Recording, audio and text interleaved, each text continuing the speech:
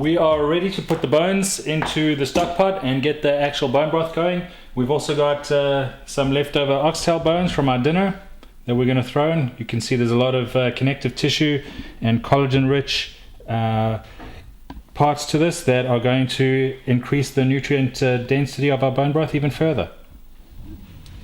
So what you want to do is you just want to put all of these bones, the pieces of meat, everything into the pot. We're going to dump oxtail bones in as well. We're going to throw in a couple of bay leaves.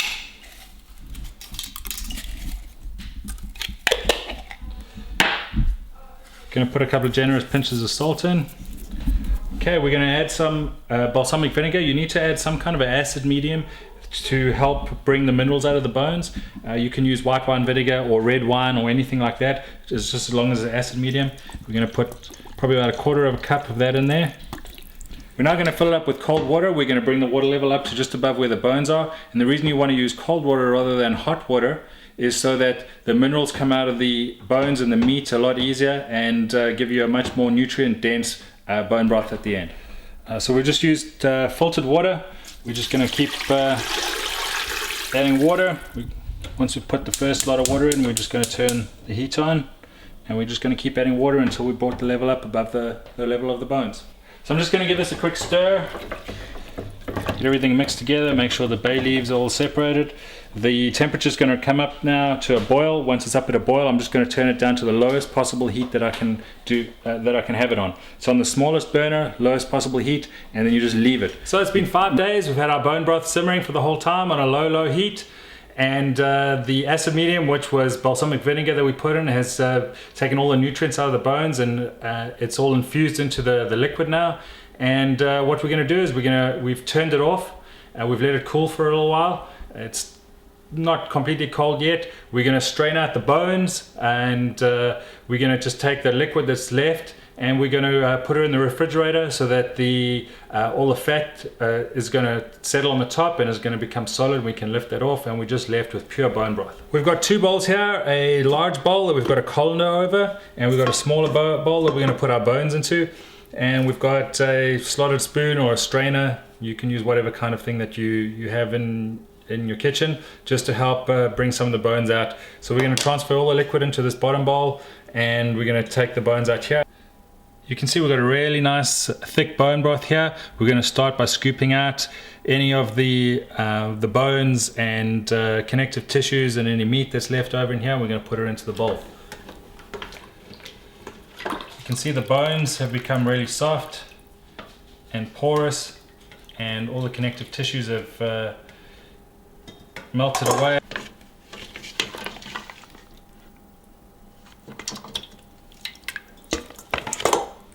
So we cooked our bone broth for around 5 days. You could cook it anywhere from 2 to however long you want. The longer you cook it, the more nutrients are going to come out of the bones and the meat and the connective tissue into your broth.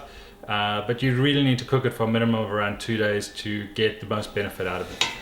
So we got the majority of the bones and meat and anything else that's in here out. So what we're going to do now is we're going to pour it through the colander. So the colander's got quite a nice fine grain to it, so that it's going to trap most of the particles that we're pouring in from the pot. So we're just going to pour slowly, trying not to splash anywhere. And you definitely don't want to be doing this with a boiling hot pot, because there's going to be steam everywhere. This pot cooled for probably about 30 minutes prior to me starting this process.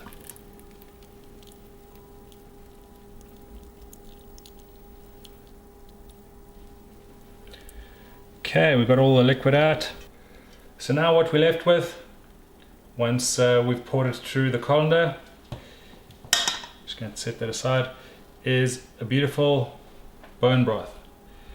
We just now got a layer of fat on the top, which isn't necessarily a problem, but what I like to do is put this in the refrigerator, covered, leave it for a couple hours until that fat settles and solidifies, and then I can take that off and I can use that, because that is then your beef tallow.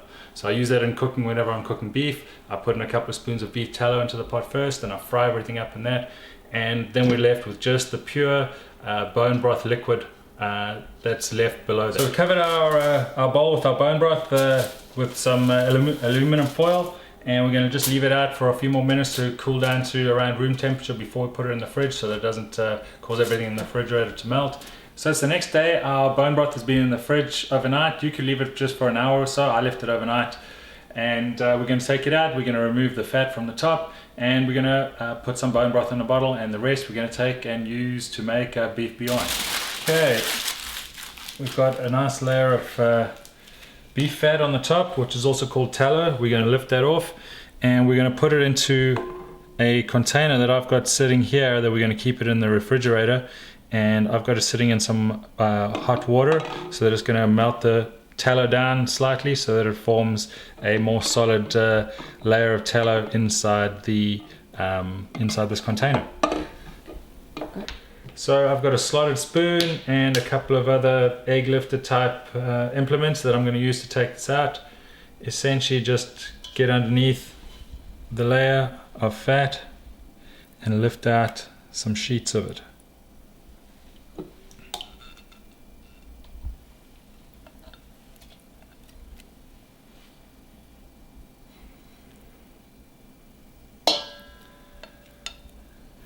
And then for the remaining small pieces, I'm just going to use a slotted spoon. It makes it a little bit easier than the wider egg lifters. We're just going to shake off any excess liquid, and we're just going to scoop up all of the remaining tallow.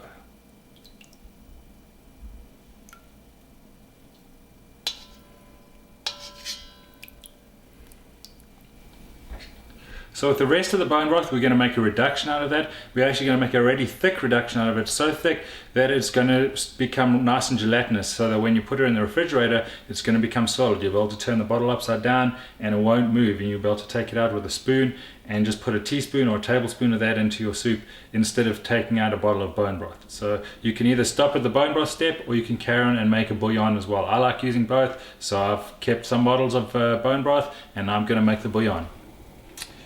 So we just add this to a pot, and we're going to bring it to a boil, and then we're going to simmer it.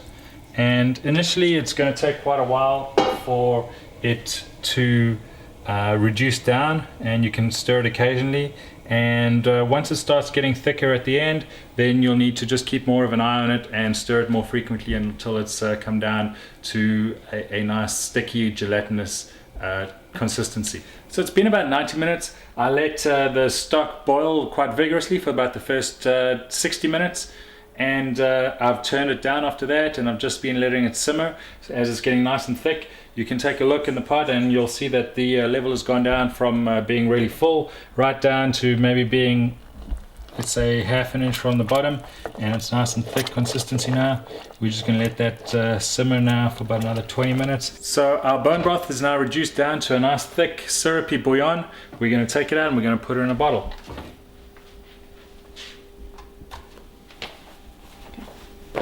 Here you can see the consistency.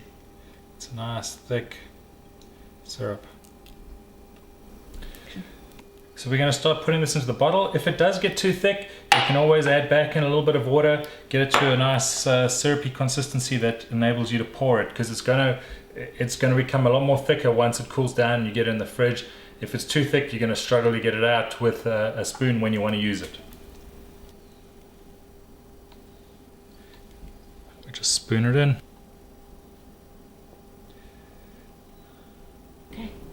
Alright, we got all of the beef bouillon into the jar. You can see the consistency.